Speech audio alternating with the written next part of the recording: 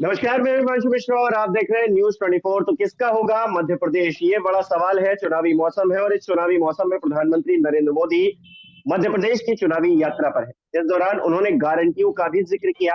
उन्होंने कहा कि हम अपनी गारंटी को पूरा करने के लिए ईमानदारी से काम कर रहे हैं।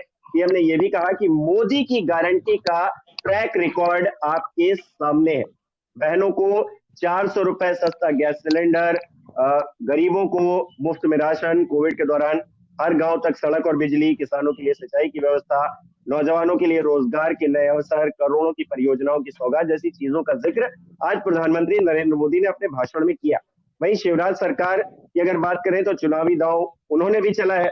लाडली बहना योजना में 1250 रुपए, 450 रुपए में गैस सिलेंडर का ऐलान, बिजली का बिल 100 रुपए महीने जैसे वादे जो है मैदान में उतर चुके हैं। इन वादों के साथ शिवराज सिंह चौहान भी चुनावी वादे कर चुके हैं। दूसरी तरफ कांग्रेस की बात करें तो कांग्रेस ने भी 6 चुनावी गारंटियां प्रदेश की जनता को दी हैं। उसमें 500 रुपए में गैस सिलेंडर, हर महीने महिलाओं को 1500 रुपए, 100 यूनिट बिजली माफ और 200 यूनिट बिजली हाफ, किसानों का कर्ज माफ करेंगे, चुनावी पेंशन योजना लागू करेंगे, जातिगत जनगणना करवाएंगे। ये सारे जो वादे हैं, जो गारंटियां हैं, वो कांग्रेस की तरफ से की गई है। कुल मिलाकर अगर देखा जाए तो चुनाव से पहले मेरी गारंटी बनाम तेरी गारंटी हो रहा है, लेकिन किसकी गारंटी में कितना दम है और जनता किसकी गारंटी पर वोट करेगी, आज इसी को लेकर चर्चा करेंगे। हमारे साथ लोग जुड़ चुके हैं।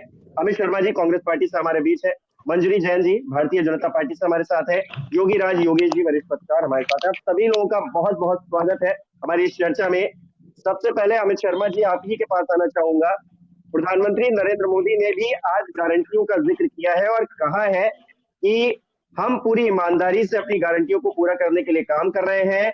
मोदी की गारंटी का ट्रैक रिकॉर्ड आपके सामने है। किस तरह से आप इसे देख रहे हैं अमित जी? देखिए हिमांशु जी, प्रधानमंत्री जी आए और प्रधानमंत्री जी ने जो अपनी गारंटी की बात, मध्य प्रदेश सरकार की गारंटी की क्रेडिबिलिटी तो खैर समाप्त हो चुकी है और शिवराज सिंह चौहान जी का इस पूरी बात पर उन्होंने विकास के नाम पर कोई जिक्र नहीं किया। आज गारंटी प्रधानमंत्री को मध्य प्रदेश आकर अपनी गारंटी देने की आवश्यकता हो गई। इससे स्पष्ट हो गया कि मध्य प्रदेश में भारतीय जनता पार्टी की कोई भी नेता नहीं बचा जिसकी कोई गारंटी हो, और खासकर शिवराज सिंह चौहान जी की गारंटी उन्होंने स्वयं समाप्त कर दी। अब प्रधानमंत्री जी ने आज बीना रिफाइनरी पर एक भाषण देते हुए अपनी गारंटी दी है। तो मैं याद दिलाना चाहता हूं इस देश के नौजवानों को और माननीय प्रधानमंत्री जी को कि उन्होंने गारंटी देश में 2 लाख प्रतिवर्ष रोजगार की दी थी, किसानों की खुशहाली की दी थी। अब मैं मध्य प्रदेश पर आ जाऊं तो मध्य प्रदेश में स्मार्ट सिटी की गारंटी दी थी। आज मध्य प्रदेश राजधानी, योगेश जी बैठे हैं वरिष्ठ पत्रकार, राजधानी में क्या हालात स्मार्ट सिटी की गारंटी की है लोग देख सकते हैं। आज उन्होंने महिलाओं के सिलेंडर, जो उज्ज्वला योजना के तहत महिलाओं को आश्वासन दिया था, वो सिलेंडर तो मिल गए, लेकिन जब से उन्होंने गारंटी दी है वो गारंटी के नाम पर वो सिलेंडर लेके घर में हमारी महिला, हमारी बहनें बैठी हैं, लेकिन वो गारंटी आज तक पूरी नहीं हो पाई। नौजवानों को मध्य प्रदेश के रोजगार और न जाने कितनी प्रतिवर्ष 500 करोड़ रुपए खर्च कर कर करीब 8 इन्वेस्टर मीट मध्य प्रदेश की सरकार ने शिवराज सिंह चौहान जी के नेतृत्व में किए हैं, लेकिन आज तक वो एक भी गारंटी और वन विंडो की बात करते थे, जीरो टॉलरेंस की बात करते थे। लेकिन मैं कहना चाहता हूं कि शिवराज सिंह चौहान जी और प्रधानमंत्री पहले भी जब आए जमुरी में, तो उन्होंने जब भी गारंटी दी थी कि मध्य प्रदेश में विकास होगा। प्रधानमंत्री जी उज्जैन आए थे भूमि पूजा उद्घाटन करने महाकाल का, और गारंटी दी थी जीरो टॉलरेंस और भ्रष्टाचार की और कसौटी की।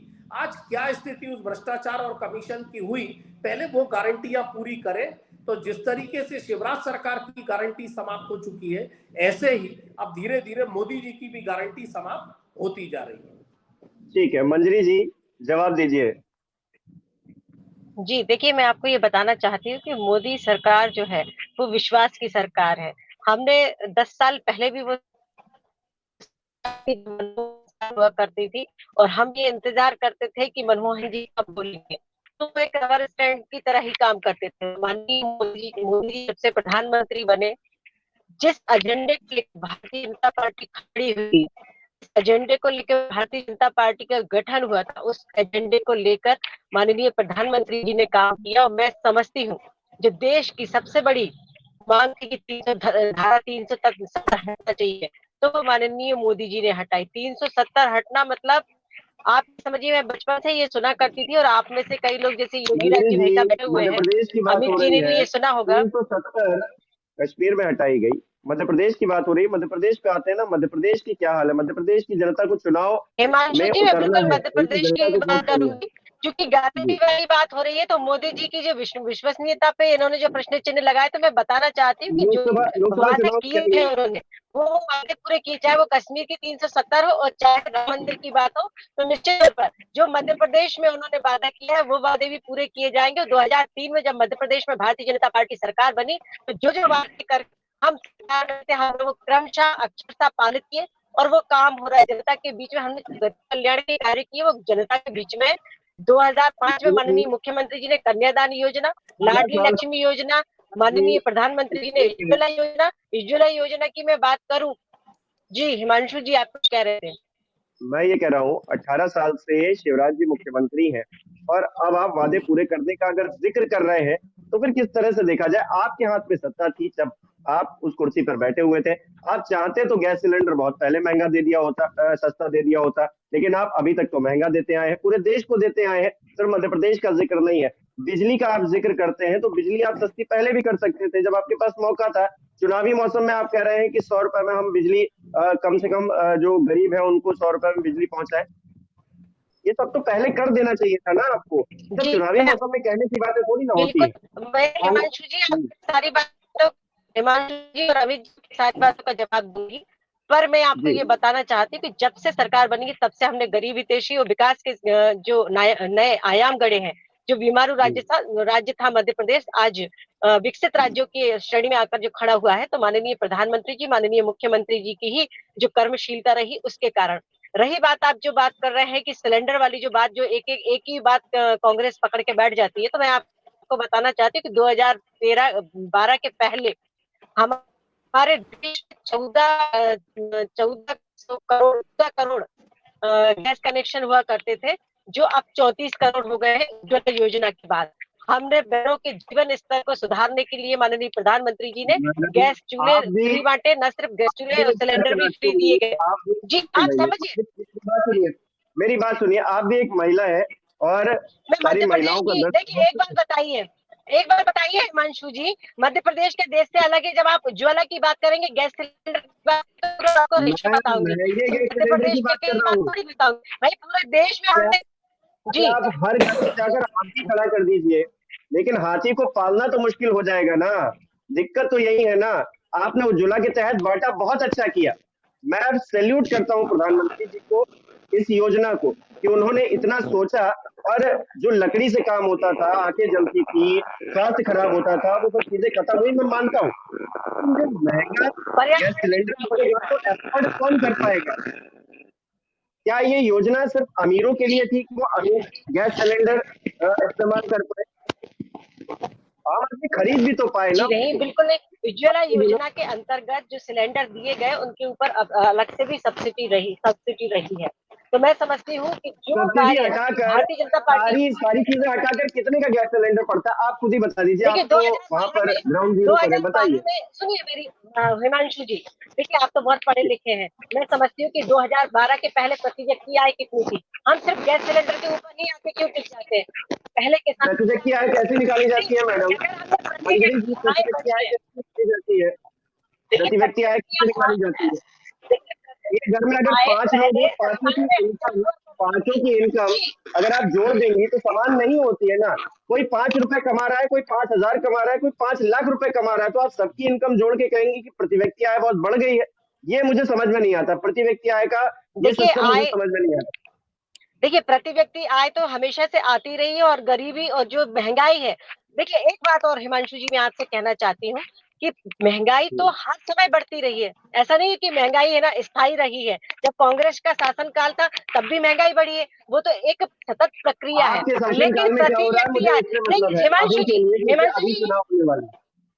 हिमांशु हम्म। जी मैं आपसे ये बात कहना चाहती हूँ कि प्रति व्यक्ति आय कांग्रेस के शासनकाल में जिस रेशियो से बढ़ती थी, उससे आदमी गरीब ही रहता था। लेकिन आज जो प्रति व्यक्ति आय बढ़ी है, 2012 के पहले 92-97 हजार प्रति व्यक्ति आय हुआ करती थी, आज 1,72,000 प्रति व्यक्ति आय है। तो हमें वो भी देखना चाहिए।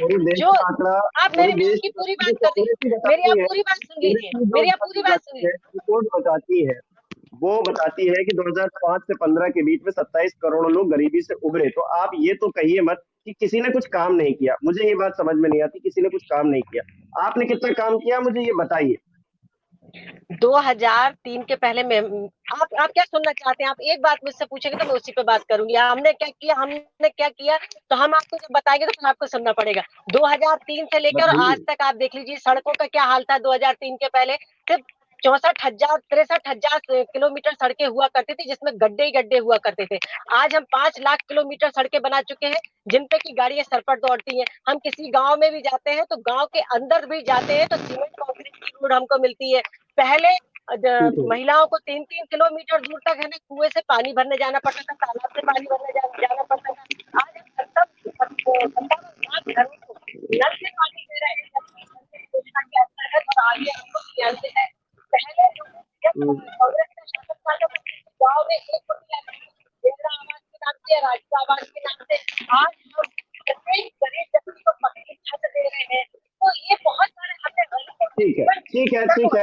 एक तरफ आपकी बातें हैं, एक तरफ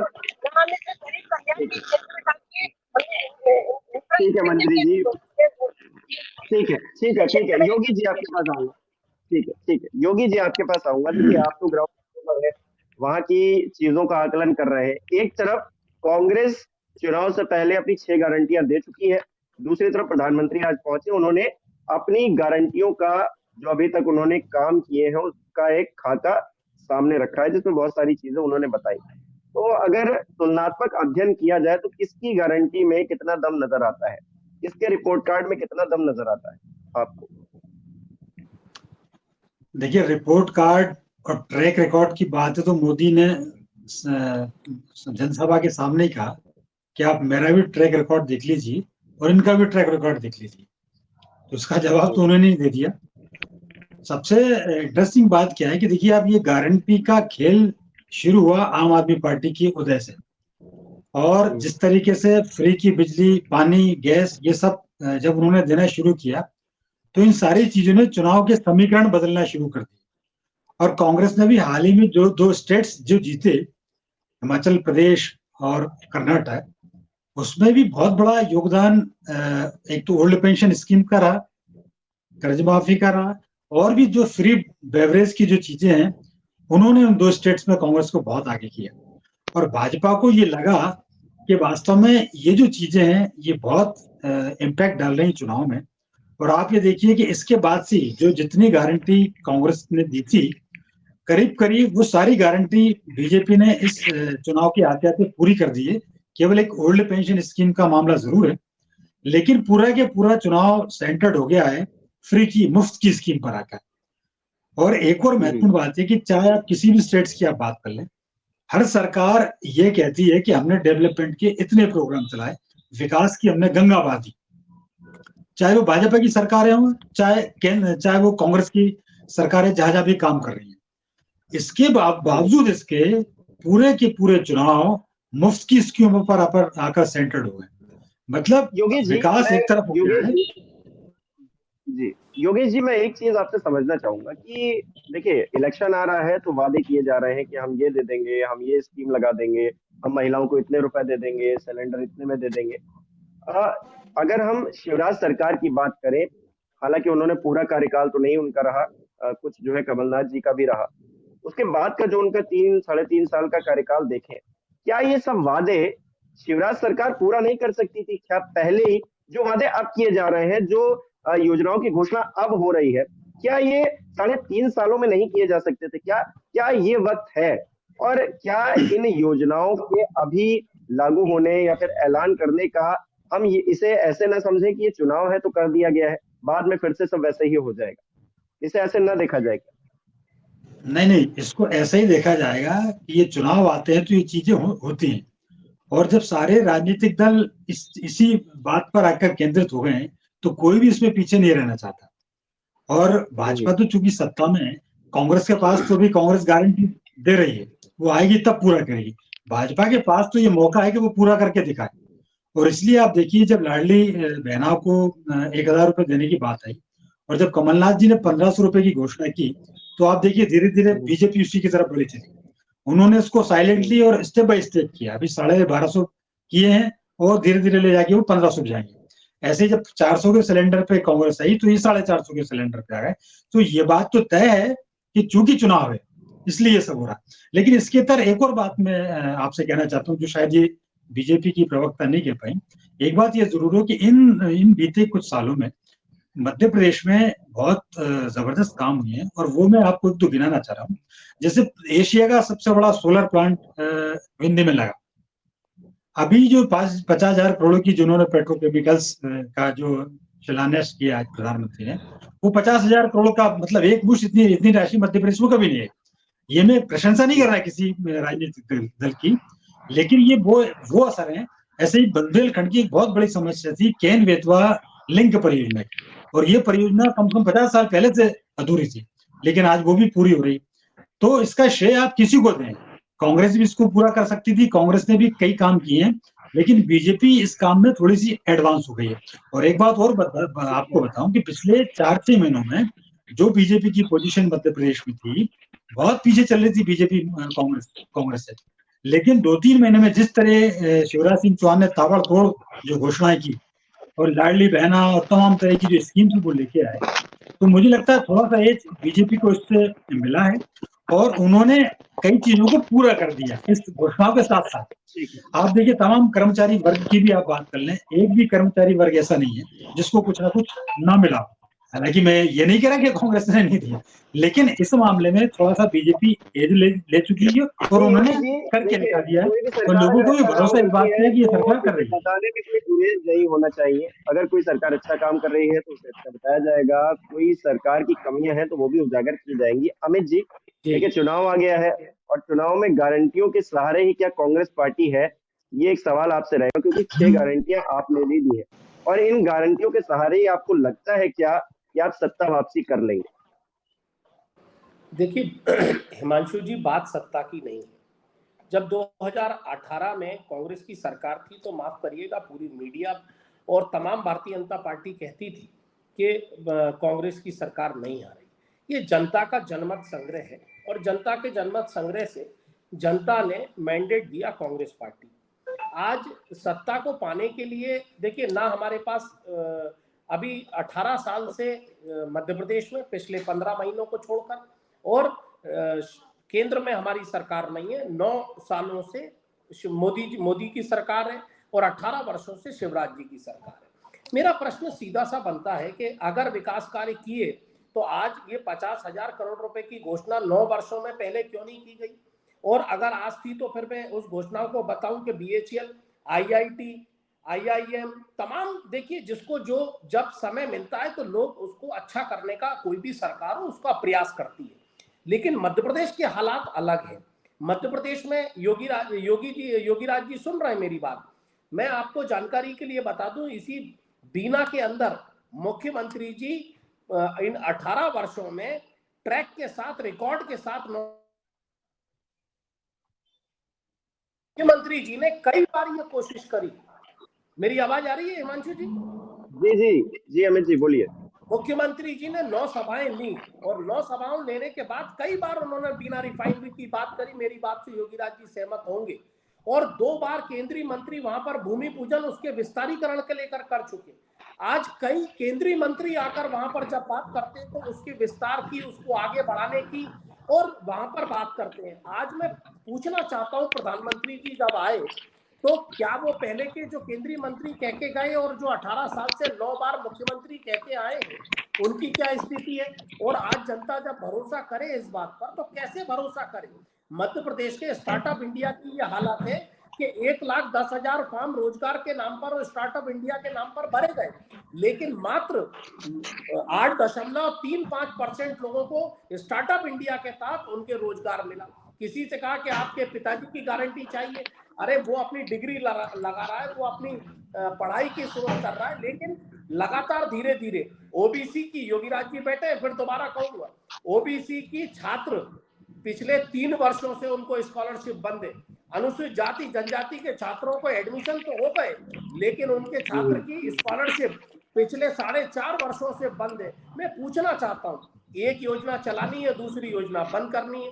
लाडली लक्ष्मी योजना की बात करें, हम कितनी लाडली लक्ष्मी योजनाओं में आज पिछले 3.5 वर्षों से, जब से ये 3 वर्षों से शिवराज सरकार लौटी है, आप पूछिएगा ट्रैक रिकॉर्ड कि लगातार लाडली लक्ष्मी योजना में जिन बहनों के फॉर्म भरे गए थे, विवाह कन्या योजना के तहत भी उन विवाह कन्या योजना में उन कन्याओं को लाभ नहीं मिल रहा। 100 लोग फॉर्म भर रहे हैं तो सिर्फ 5 लोगों को फॉर्म उसकी पात्रता हो रही है। और एक अंतर है कमलनाथ जी की गारंटी में और शिवराज जी और आज प्रधानमंत्री जी की गारंटी में। उन्होंने 1.25 करोड़ लोगों को, बहनों को, 1.25 करोड़ बहनों को आज 450 के सिलेंडर की बात कही है और 500 का सिलेंडर कमलनाथ जी ने 7.5 करोड़ मध्य प्रदेश की जनता के साथ ये घोषणा नहीं की, वचन दिया। ये अंतर है किसी की गारंटी में। आज योगेश जी, मैं यही सवाल कर रहा हूँ कि देखिए, गारंटियां तो दी जा रही हैं, वादे तो किए जा रहे हैं, लेकिन जमीनी स्तर पर काम करने का जो वक्त था, जो समय था, वो भारतीय जनता पार्टी के पास ही में था। अब उसे ये कन्विंस करना पड़ेगा कि हमने जो काम किया है वो बेहतर करके दिखाया है दूसरों से। योगेश जी। नहीं, बिल्कुल सही बात है, क्योंकि क्या है कि देखिए वो जमाना गया जब आप हवाई बातें करके वो चुनाव जीत जाते थे। हमने मध्य प्रदेश में कई सीटें ऐसी भी देखी जब विधायक चुनाव जीतता था और फिर वो 5 साल बाद ही वहां नजर आता था। लेकिन आज वो दौर नहीं है। आज का दौर तो ऐसा है कि आपने क्या किया ये सब उंगली पे गिना सकते हैं। तो इसलिए जो भी वादे कोई भी राजनीतिक दल कर रहे हैं वो पूरे होने चाहिए और वो जनता को दिखने भी चाहिए। और इसलिए जो राजनीतिक दल अपने वादों को जनता के दिलों में उतार पाएगा, अपनी विश्वसनीयता को जनता के दिलों में उतार पाएगा, वो आगे पहुंच जाएगा। और इसलिए मैं बार-बार कहता हूं कि आप ये देखिए 2018 का जब चुनाव हुआ था तो उसमें कांग्रेस जो सत्ता में आई थी उसका एक बहुत बड़ा कारण था किसान कर्ज माफी की जो उन्होंने वादा किया था। ये अलग बात है कि 1.5 साल 18 महीने में वो सरकार गिर गई, लेकिन वो जो वादा था उस वादे ने पूरे के पूरे चुनाव की फिजा बदल दी थी। अब चूंकि बीजेपी जो दूध का जला छाछ भी फूंक फूंक कर पीती है, तो बीजेपी उसने सबक लिया और बीजेपी को 3.5 सालों में कई बार ये नजर आया कि केवल अब बातों से काम चलना नहीं है। और इसलिए उसने वो तमाम सारी जो बातें, जो तमाम तरह की जो घोषणा है जो कांग्रेस करने जा रही है और जो कांग्रेस ने की, वो सारी उन्होंने धीरे धीरे करके बिना बताए लागू करना शुरू की, जिनका कि जिक्र अभी आपने प्रोग्राम के माध्यम से भी किया, चाहे वो सिलेंडर का मामला हो, चाहे प्रधानमंत्री आवास का मामला हो, चाहे किसानों का मामला, चाहे बेरोजगार, वो सारी बातें। और मैंने एक बात और कही जो अमित शर्मा जी भी जो कह रहे थे कि तमाम राजनीतिक दल जब ये कहते हैं कि हमने विकास की गंगा बहा दी, तो फिर सारे राजनीतिक दलों को इन चीजों पर आगे क्यों केंद्रित होना पड़ रहा है? ये भी एक मेरा सभी राजनीतिक दलों से रहता है। जब आप काम कर रहे हैं तो फिर आखिर मुफ्त की स्कीमों पर आकर क्यों ठहर जाते हैं? आपको 5 साल क्यों काम करने की आवश्यकता महसूस नहीं होती? अभी चुनाव में 3 महीने शेष हैं और मुझे ऐसा लगता है कि पिछले 6 महीने में जितनी करोड़ की, जितनी अरबों की घोषणा हुई है उतनी 5 सालों में नहीं हुई। तो यदि ये सतत प्रक्रिया पूरे 5 साल यदि चलती रहे और हर साल आप एक लक्ष्य लेके चलें कि हम स्टेप बाय स्टेप ये काम करते चले जाएंगे, तो मुझे ऐसा नहीं लगता कि ये होना चाहिए कि अगर 5 साल की सरकार है तो 5 साल में शुरुआत से ही काम होते रहे, तो फिर चुनावी मौसम में ये तत्काल रूप से इन योजनाओं को लागू करने कहने की जरूरत ना पड़े। फिलहाल के लिए इस चर्चा को यहीं विराम दे रहा हूँ। आप सबको ये चर्चा कैसी लगी हमें कमेंट करके बता सकते हैं। आप सभी मेहमानों का बहुत बहुत